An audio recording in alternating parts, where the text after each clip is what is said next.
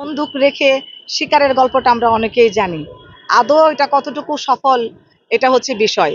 আর বিগত সময়গুলো যে চিন্তা করি, শেখ হাসিনা যার সাথে হাত মিলিয়েছে সেই কিন্তু ধ্বংস হয়েছে, তারই আমরা পরাজয় দেখেছি। আমি জানি না আর ট্রাম্প কতদিন টিকবে। কারণ হচ্ছে আপনি এই পর্যন্ত আমি আসলে অন্যান্য রাষ্ট্রের ঋষি সুনাক কিংবা জো বাইডেন, যার কথাই বলেন, আমি আসলে ওভাবে বলতে চাই না। তাদের পলিটিক্যাল কিছু সিস্টেম আছে, হয়তো সেটার কারণে তাদের পরিবর্তন হয়েছে।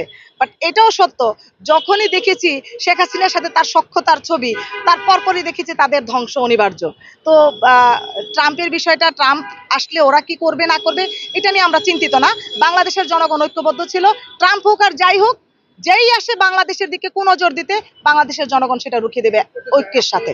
জেনে থাকবেন যে ট্রাম্পের ডিনার পার্টিতে জাতীয়তাবাদী দলের শীর্ষ নেতা তারেক রহমান সহ মির্জা ফখরুল, আমির হোসেন মাহমুদ তিনজনকে দাওয়াত করা হয়েছে। হুম হুম এখানে বিশ্বের যত নামি দামি ব্যক্তিবর্গ থাকে তারাই এখানে অংশগ্রহণ হুম করেছে। হুম তো সেই জায়গা থেকে এখানে কি ট্রাম্প বাংলাদেশের জাতীয়তাবাদী দলকে কোনো সিগন্যাল দিল কিনা যে সামনে ক্ষমতা হয়তো বা তারাই আছে, সেজন্য তাদেরকে দাওয়াত করেছে? আপনি এই বিষয়ে কি এখানে বলবেন? পররাষ্ট্র বিষয়ক কিছু নীতি থাকে। হ্যাঁ, ধরেন এই এই সময়ে যেমন ডক্টর ইউনুস সাহেব সহ অন্যান্যরা কিন্তু এখানে অনেক সম্মানিত ব্যক্তিবর্গ।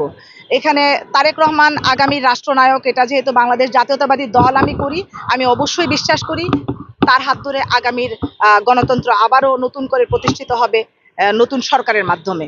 তো সেই ক্ষেত্রে ট্রাম্পের পক্ষ থেকে যেহেতু উনি এখন শক্তিশালী ক্যান্ডিডেট এবং আগামীর রাষ্ট্রনায়ক হিসেবে হয়তো বাংলাদেশের জনগণ দেখছে, তার মনে হয়েছে যে তাকে ইনভাইট করা দরকার।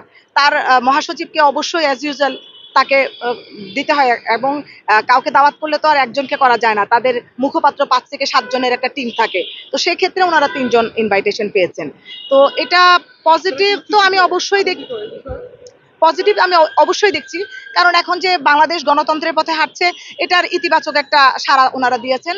যে হ্যাঁ, বা তারেক রহমানের হাত ধরে গণতন্ত্রের সূচনা হচ্ছে এবং ওনার হাত ধরে আবারও বাংলাদেশ সুন্দরভাবে চলবে, হয়তো এটা বিশ্বাস করেন, সেজন্য তাকে ইনভাইটেশন আওয়ামী লীগের পাঠিয়েছেন। স্বপ্ন ভঙ্গ হলো কিনা এই বিষয়ে? আওয়ামী লীগের তো জুলাই যখন আমরা আন্দোলন শুরু করেছি তখনই তো স্বপ্নভঙ্গ। ওদের আর স্বপ্নের কি আছে? ওদের তো আর স্বপ্নের কিছুই নাই। এখন অলিক কল্পনা করা ছাড়া তাদের কিছুই নাই। যেই আহ, দলের প্রধান নেত্রী পালিয়ে যায় রাতের আধারে, তারা আসলে কি স্বপ্ন দেখে আর কি স্বপ্ন ভাঙে, এটা বাংলাদেশের জনগণ তোয়াক্কা করে না। বাংলাদেশের জনগণ এখন তরুণদের চোখে সুন্দর একটা রাষ্ট্র দেখতে চায়। আর আমরা প্রত্যেক রাজনীতিবিদ রাজনৈতিক জায়গা থেকে তাদের সেই স্বপ্ন পূরণে সদা ব্যস্ত থাকবো। তারা যেভাবে চায় সেভাবে বাংলাদেশকে গঠন করার প্রত্যয় ব্যক্ত করছি আমি। আপু, এই যে 24 সালের 7 জানুয়ারি লাস্ট যে নির্বাচন হলো, জাতীয় নির্বাচন, এই নির্বাচনের জন্য আমরা দেখেছি যে যুবলীগের সভাপতি সেক্রেটারি নির্বাচন কমিশনের স্মারকলিপি দিয়েছিল বিএনপিকে নিষিদ্ধ করার জন্য। হুম। আর কিছুদিন পর যেহেতু আওয়ামী লীগ এখন পালিয়েছে, এখন নতুন করে সাম্প্রতিককালে এই হাসান মাহমুদ একটি বক্তব্য দিয়েছে যে গণতন্ত্র পুনরুদ্ধারের আন্দোলনে বিএনপির সাথে প্রয়োজন হলে তারা কাঁধে কাঁধ মিলিয়ে কাজ করবে। এই বিষয়টা আপনারা কিভাবে দেখেন? কিছুদিন আগে তারা আপনাদের নিষিদ্ধ চাইছিল, কিন্তু তারা এখন আপনার সাথে আবার আন্দোলন করতে চায়। উত্তরটা আমি দিচ্ছি। বিগত 17 বছর তাদেরকে সুযোগ দেওয়া হয়েছিল, হয়েছিল কিনা? বিএনপির সাথে অসংখ্য অসংখ্য বার বসার সুযোগ ছিল। সেই সুযোগ কি তারা নিয়েছেন?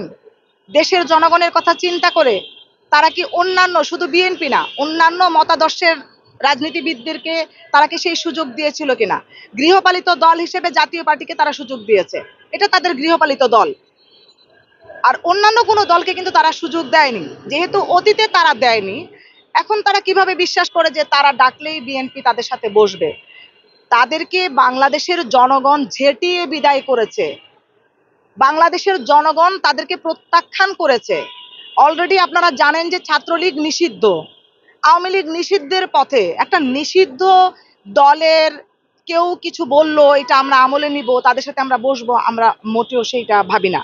বরং বাংলাদেশের যেই তরুণরা, যাদের রক্তের বিনিময়ে, যাদের আত্মত্যাগের বিনিময়ে, যাদের আন্দোলনের ফলে আমরা সুন্দর বাংলাদেশ পেয়েছি, আমরা তাদের মতামতকে প্রাধান্য দিব। অন্য কে কি বললো, আসলে তাদেরকে প্রাধান্য দেওয়ার কিছু নাই।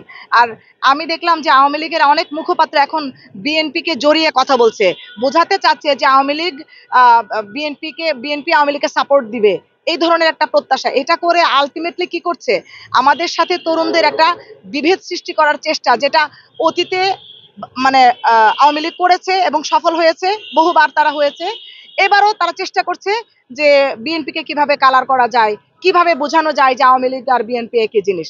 একটা জিনিস বুঝতে হবে, আওয়ামী লীগের জন্ম জেলখানায় বসে, আর বিএনপির জন্ম শহীদ প্রেসিডেন্ট জিয়াউর রহমানের হাতে, সরাসরি অস্ত্রে যুদ্ধ করে, সরাসরি ঘোষণার মাধ্যমে। জিয়াউর রহমান যেই ত্যাগ স্বীকার করেছেন সেই ত্যাগ আওয়ামী লীগের কারণ নাই। শহীদ প্রেসিডেন্ট জিয়াউর রহমানের পরিবার যেই অবদান বাংলাদেশের প্রতি রেখেছেন সেই অবদান আওয়ামী পরিবারের কারোরই নাই। অতএব আওয়ামী লীগ আর বিএনপিকে কখনো একসাথে মেলানো যাবে না, দুইটা আকাশ আর পাতাল ব্যবধান। যদি ওরকমই হতো তাহলে দেশনেত্রী বেগম খালেদা জিয়া প্রধানমন্ত্রী হতেন, তাকে গৃহবন্দী হইতে হতো না, তাকে এত নির্যাতন সহ্য করতে হতো না। আমাদের 60 লাখের উপরে মামলা নেতাকর্মীদের, আমরা পঙ্গুত্ব বরণ করেছে প্রায় 40 লাখের বেশি।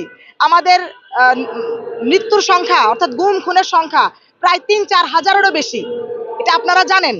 তো আমাদের এত এত মানে ক্ষতির সম্মুখীন হতে হতো না, এত নির্যাতন সহ্য করতে হতো না। আওয়ামী লীগ আর বিএনপি অনেক পার্থক্য। বিএনপি সারা জীবন জনগণের মন জয় করেছে, জনগণকে ভালোবেসে জনগণের পাশে থেকেছে। সেই জন্য 17 বছর বিরোধী দল থাকার পরেও জনগণ আমাদেরকে সব ধরনের সুযোগ দিয়েছে। এটা আপনারা জানেন যে নির্বাচনকালীন সময়ে লাস্ট যে নির্বাচনটা হলো, তারুণ্যের অহংকার জনাব তারেক রহমানের নির্দেশে যখন সবাইকে অনুরোধ করা হলো, আহ্বান করা হলো নির্বাচন বয়কট করার জন্য, বাংলাদেশের জনগণ সেটা কিন্তু সাড়া দিয়েছে এবং তার পরিমাণ ছিল 5%-এরও কম। অতএব বাংলাদেশের জাতীয়তাবাদী দল জনগণের ভালোবাসা, জনগণের ম্যান্ডেট নিয়ে দাঁড়িয়ে আছে এবং ভবিষ্যতে জনগণের ভালোবাসা নিয়ে রাষ্ট্র ক্ষমতা গঠন করবে। ধন্যবাদ।